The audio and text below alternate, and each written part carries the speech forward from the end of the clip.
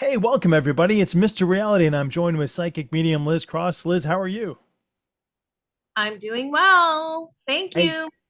thank you for having me here today, and thanks for sitting down with me. We had a question a couple months back on your Patreon. So if you're not a Patreon member not now, go to patreon.com/remote viewing and beyond and sign up for cool stuff over there because you can get to ask Liz questions and special meditation sessions that we do, live shows that we do, a bunch of stuff that's there that's not publicly on YouTube. So if you're not there, bounce on over.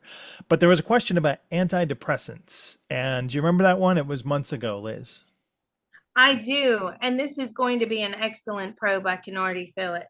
Let's hope. So, approximately 13% of Americans are using antidepressants, or about 37 million, and globally it's only 7%. So, America is kind of antidepressant heavy. And I don't know if that's because we're all depressed here in America or if people are using it for other things. You know, it's been prescribed for weight loss, for a bunch of things. So, general anxiety disorder, panic, insomnia, PMS, a lot of stuff. So, I wondered if we could attack the antidepressants and see if we could ask them some questions, maybe about what their role is and their expansive role. Yeah. Okay. So I'm going to group them as an entity and ask them questions. What would you like to know? So, why should people start taking antidepressants to mask sad emotions? Why should people start taking antidepressants to mask sad emotions? Because it's okay. Because it provides temporary relief, is the answer I got back. Okay. Why shouldn't they just feel whatever emotion is coming up for the situation? Why can't they just feel whatever emotion is coming at? Because it can be detrimental to their health. But do those health detriments outweigh the detriments that the SSRIs or SNRIs have or give you? The health detriments outweigh the benefits or the SSRI, the antidepressants. No, you're supposed to feel uncomfortable. So we're channeling the idea of antidepressants. And where does that consciousness of antidepressants come from? It comes from, it feels like it's a thought form, but it's really like, I just see it as this massive like entity. It's oval shaped and it's I've grouped all the antidepressants together and we're sort of I'm channeling those. Do they have like an agenda of sorts, or are they, help bias versus risk averse bias? Do you have an agenda? No. There are do you have any emotions? They do have emotions and their emotions are actually quite joyful, happy. They like to be helpful. So as a consciousness, because anything that has energy has a consciousness, right? So as a consciousness, they like to be helpful, but they also just threw the word addictive to me. They can become addictive. Now, was the use originally supposed to be long term? No.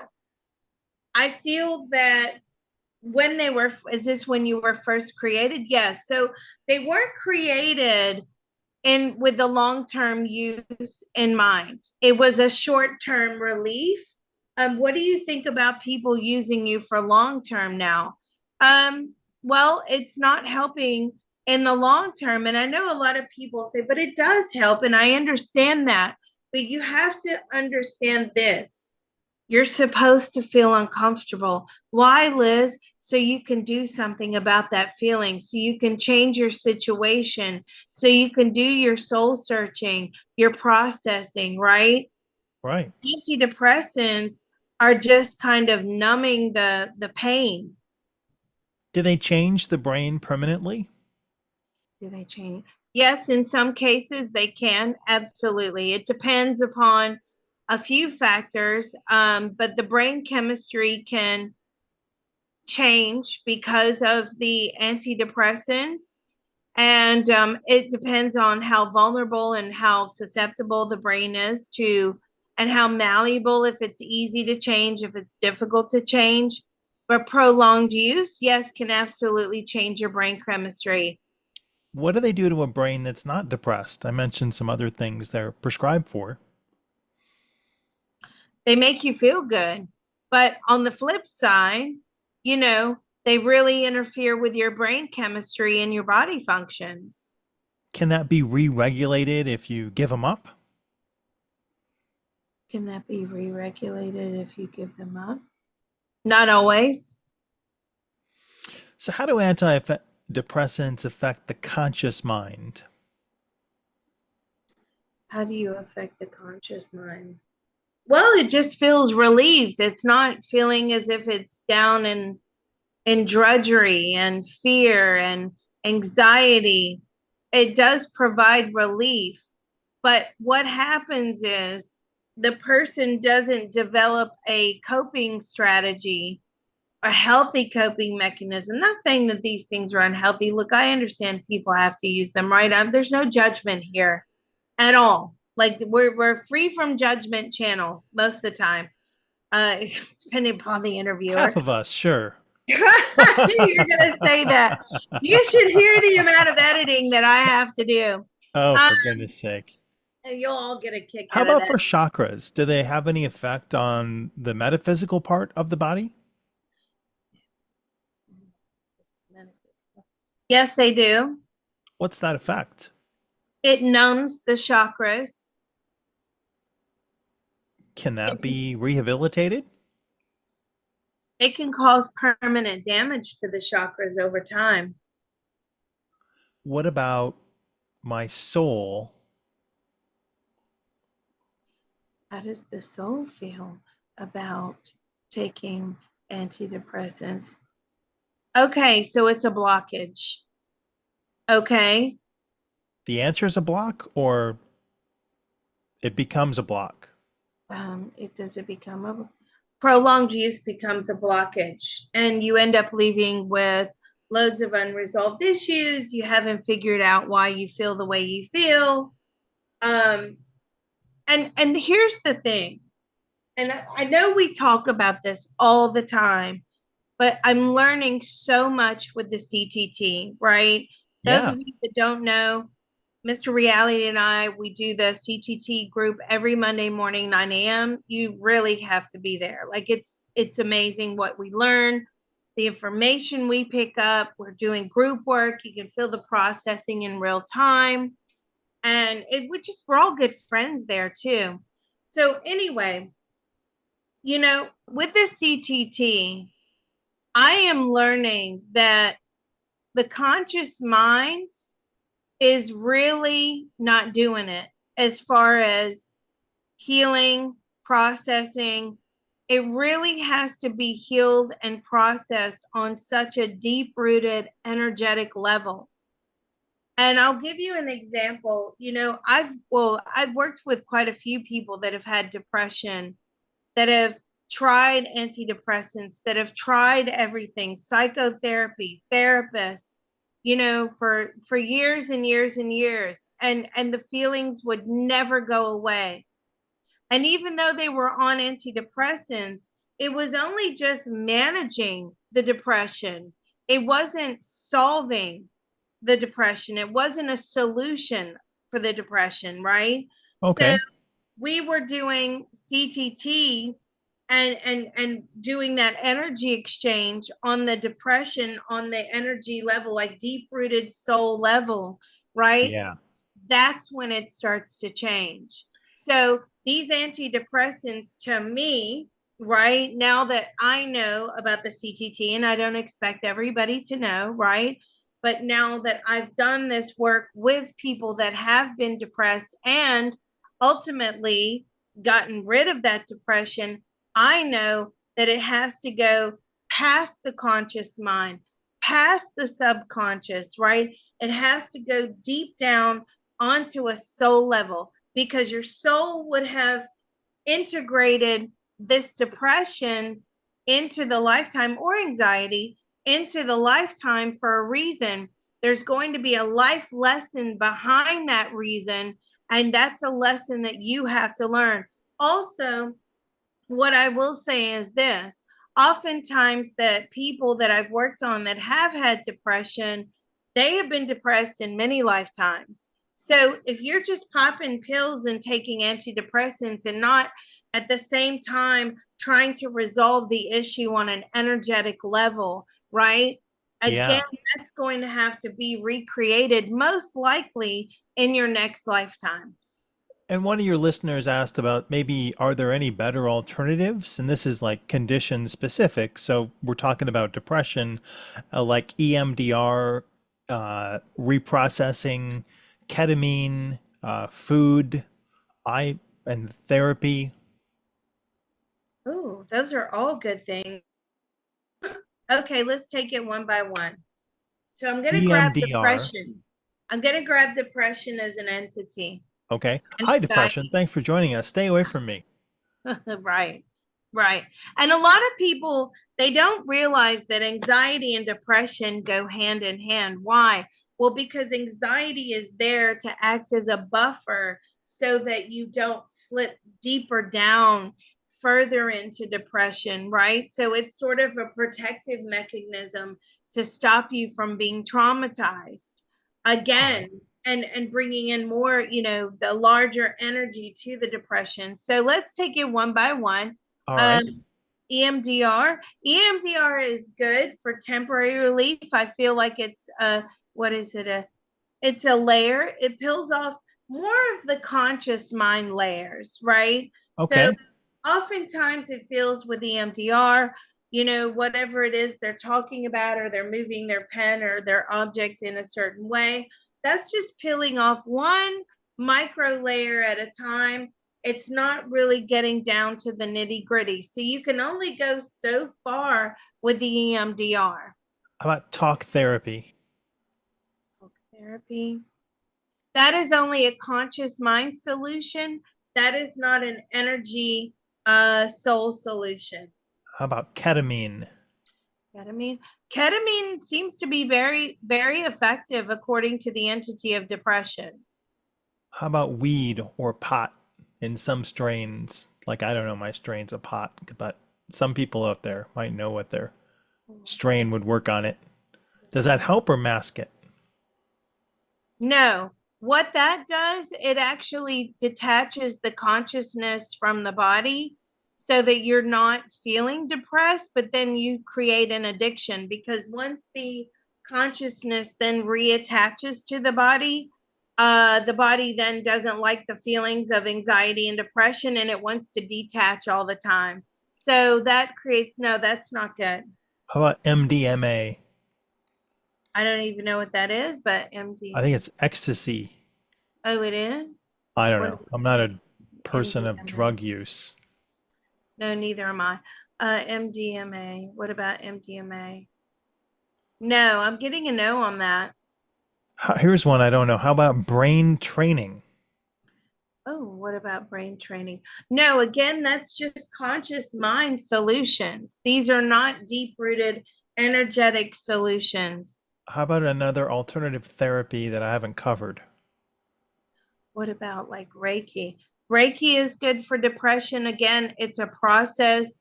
It's not a one hit wonder. Even the CTT is a process, right? If you suffer with really deep rooted depression, you need to probably have 10, 15, 20 sessions, right? Yeah. Similar to going to talk therapy, it's the same thing. What about QHHT? QHHT, as long as it's a targeted approach. See, that's the other issue. The other issue is you need to target it. So a lot of times people will take like ayahuasca and things like that to relieve them of their depression. But when you have no control of the conscious mind and where it's going, because it's traveling, right? It's trying to find the answers for you, but then it can come across some really bad stuff out there. And then you get distracted. You may have a bad trip. You even come back and you haven't achieved anything. So it really has to be an absolute targeted approach. Now let's ask this How question. about fasting? What about fasting? Fasting is good. Fasting is good for processing. That was a good question. Stay. Why is it so hard to wean yourself off of antidepressants? Why is this so difficult? to wean yourself off it because it's interference with brain chemistry. You've made the brain feel good, right? And to withdraw those feelings of relief from depression and anxiety, the brain is now fighting you, right? It doesn't want to go back to feeling that way, the subconscious. So then you have a massive, massive fight there, which is, kind of like any sort of addiction.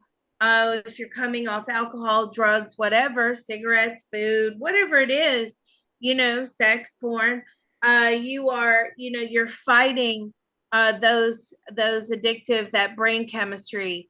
So let's ask this question: what about a targeted approach to a particular individual suffering with depression? What about scalar? Yes, but it has to be on long term. Okay, it's not a one hit wonder with things that are so deep rooted. It has to be a long term approach. Is depression in the DNA? Mm, yes. What does it present itself as in the DNA? What does it present itself in DNA? Well, it's given me like some physics numbers and letters. Um, Is it like a broken link in the chain, or what's it like? no, it's imprinted in the life plan. So depression starts out, and are you predisposed to depression on your DNA before you're born? Are you predisposed to depression? Absolutely. If it's in the life path, you will, yes. That is something that you have got to heal. And it has to be healed on an energetic level. Are Uh, people, we've found that people are still depressed in the afterlife and they don't have DNA there. So what is it attaching itself to when they're on the other side? ooh. See, that's why you're so smart. Guys, he has a tip jar. Please be sweet. Give him a few dollars. Um, because he asked some great questions, and I think we can all agree upon that. In the spirit world, how come you still feel, because they have to carry it with them. They haven't been, so everything is energy. This is why you have to heal these things on an energetic level, right? You come in with a certain amount of energy, you leave with a certain amount of energy. Your unresolved issues, your processing, your enlightenment, your ascension, all of that is energy. So when you do drop the body and you go into the spirit world, okay, you're carrying that energy with you. But how That can it be healed energy. over there if we don't bring our DNA with us? Or do we, but it's in a different form? So that energy then has to be imprinted onto the next lifetime, right? So, what is the programming? So, let's ask this question. Those of you in the CTT group, you already know all about the programmer. Those of you that are not in the CTT group, you need to be there so you can learn all this stuff, right? We learn a lot. So, let's ask the programmer, is the DNA, is that the programming? Exactly. So, when we take our things to the programmer's writing our program. And is that program what is our DNA? Yes, it is. Are there antidepressants in a different form on the other side for souls and ascended people? Are there antidepressants in a different form for souls? No, no, because you have to do your processing while you are here on the earth plane. You cannot do your processing in the spirit world. That is the biggest misconception that I have found. Okay. Oh, they've gone into heaven, they've gone to spirit to heal. You don't heal up there, folks, right? Your opportunity to heal is down here on the earth plane, not in spirit. You're basically just recharging your batteries and you are planning out your next lifetime. There's no healing up there. Do Okay, there's aliens learning. Hmm? Do aliens take antidepressants? Somebody Do asked. do aliens take antidepressants?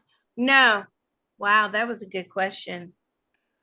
Someone also asked, are doctors being properly trained when and how to prescribe these medications? Are doctors being properly trained when and how to prescribe these medications? Psychiatrists, yes. Medical doctors, no, not really. Moving ahead for in 2024, let's take it out 10 years to 2034. Are there more than 17% or less than 17% of Americans on antidepressants? Okay, so let's go. Let's take the US of A out. Let's go December 31st, 2034, 6 p.m. Eastern Standard Time. Is the percentage of Americans taking antidepressants higher or lower than 17%? It's higher, it's gone to 20. Is it more men or women taking the medication? Then more male? No, it's female. Are there other frequency healings that have come out in this time, or are people still relying on different antidepressants? Other frequency healings that people are taking at this time? No, they're relying upon antidepressants. That was a good question. And so I wonder if we could take some of the entities that are involved with making these drugs, and we won't mention them by name, but you can look at the screen and see who we're talking to. Let's take this entity, which is GSK, and ask them about the drugs that they manufacture. Okay, what would you like to know? So, are you pushing these because it's a moneymaker or because you're trying to help people? Are you pushing these because it's a moneymaker? Antidepressants makes them a lot of money. Is it because you're trying to help? I mean, they like that they can help people, but they feel I feel that they have a strong hold in the market for this stuff, right? It is a money maker for them. And are they working on ways that they can have a shorter or quicker delivery method so people don't need to be on it? Working on ways where people have a shorter delivery. No, they want they want it to remain as is because that's how they make the most money. Okay, let's ask this. No, we're not going to ask them. We're going to ask this. No, not them. We're going to ask this company if they are in the progress. Are they in the process of trying to help wean people off from antidepressants? Are you in the process of helping to wean people off antidepressants? No, quite the contrary. Why is that? Why is that? Because it's a money maker.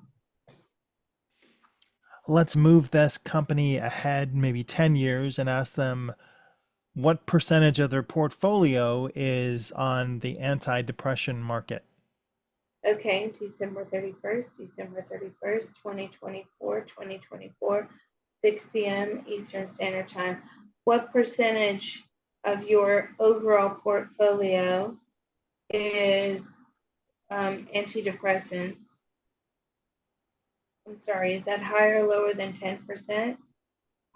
Sorry, the percentage of your overall company portfolio, is it higher or lower than 10% for antidepressants? It's higher. It's higher or lower. It's between 10 and 20. They do a lot of stuff. For some reason, SMALLPOX came back. So I have to ask this question. Why did you talk about that particular? I think there's going to be a resurgence in that. When is there a resurgence? Around 2030. Can you ask them if they think they're responsible or antidepressants in general are responsible for any other disorders or creating problems like other brain diseases. We'll leave it at that. Do you believe that antidepressants are responsible for creating other brain diseases? Absolutely. It can bring about psychosis if it's not balanced in alignment. If it knocks the person out of massive alignment, it can bring about psychosis. What do they think would be the best treatment option for somebody with depression? What do you think? Now, we're asking pharma, right? Yes. What do you think would be the best treatment option? Pills. So they don't have an unbiased agenda. They have a more like a self-serving agenda as an entity. Do they have feelings or emotions or not? Very driven, fearless, unstoppable. That's what I'm getting from them. Can we ask Source a different question and just ask Source what it feels the best method is for people to attack and help their antidepressant or help their depression? What is the best way to tackle depression? Processing. I knew that was going to be the answer. Conscious processing. Can we do that while we sleep? Processing. Not conscious mind processing. Can we do processing while we sleep? You can with scalar if you sleep in the scalar field, or even frequency, but you have to direct that frequency or those waves, right, to do what the job is that you want it to be done. And it has to be done correctly. Okay. Don't go out there and just buy some spooky 2 boxes, set it up, and decide you're going to work on your depression. You create, a target point. You're telling the waves what to do. You've forgotten a big component of that, and so you You can't do, just and I think that's resonating you mm, to get you more depression. So unless it's set up correctly and by a professional that knows how to beat it, you're just going to be magnifying it. right. And you can do one or two things, right? You can buy your set of spooky 2 boxes, and you can um sleep in the field, but don't direct the spooky don't direct the scalar or the frequency to do anything. Just let it do its job, right? Or if you want a more pinpointed approach, you have to do it properly. And you have to know how to ground protect, energy exchange, all that, right? So, if you just plug in your box and say, let's go work on my depression, you could have that depression removed from your body, but it could be floating around out there and affect other people in your home or animals or people that are closest to you. And that's just like a massive, massive bout of bad karma, right? So you have to know what you're doing with this stuff. I'm making a company that deals with scalar frequency tuning, and we'll have to talk about that another time. So we'll tell you more about it Right. in another show. Liz, thanks so much for bringing all these questions from your listeners out and answers. I appreciate your time, and we appreciate all of you listening to us. Absolutely. And thank you. This was an interesting probe. And again, there's no judgment here from me or Mr. Reality. You have to do what's best for you. But anyway, thank you for your wonderful questions. Again, folks, he has a tip jar down below in the A, comments. a Be, final caveat: Liz and I are not professionals. This is not medical advice. Please no. follow your doctor's prescriptions and direction, and we appreciate your time. Right. Yeah. Yeah. We're not doctors. No way. Yeah. I'm a psychic. So all right. Thank you so much. Bye bye.